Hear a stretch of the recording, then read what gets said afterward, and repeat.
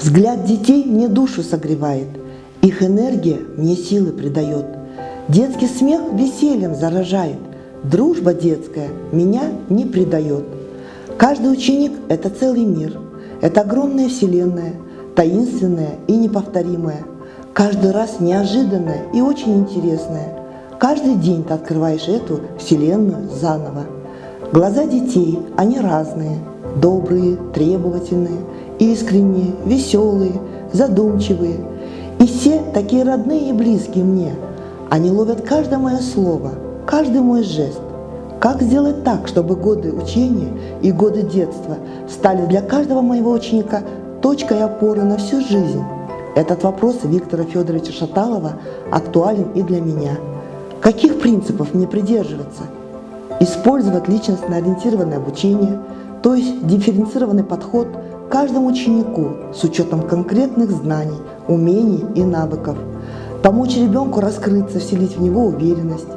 Максимально использовать возможности, знания, интересы учащихся с целью повышения результативности. Никогда не сравнивать детей друг с другом. Важно уважать, серьезно и заинтересованно относиться к каждому школьнику как к творческой личности. Верь в своего ученика, понимай и принимай его таким, какой он есть. Искренне разделяй с ним удачи и огорчения. Милые мои детки, я хочу, чтобы вы оправдали мои надежды, надежды родителей, надежды общества. Оправдают.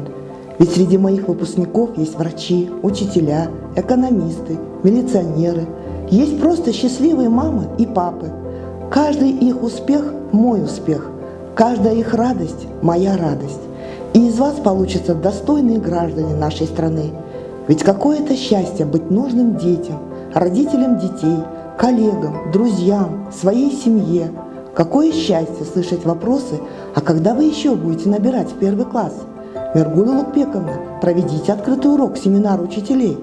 Миргуля Лукпековна, помогите составить план к уроку. Миргулюдже, дайте мне совет.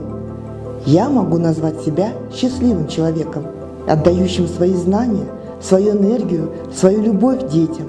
Все хорошее, доброе, светлое, что есть во мне, я дарю и просто отдаю им, своим ученикам. А взамен я получаю больше их доверия, откровения, радость, маленькие тайны и хитрости, а самое главное – любовь. Нет, сейчас не время расслабляться. Ты еще многим нужна, а значит, ты проживаешь достойную жизнь.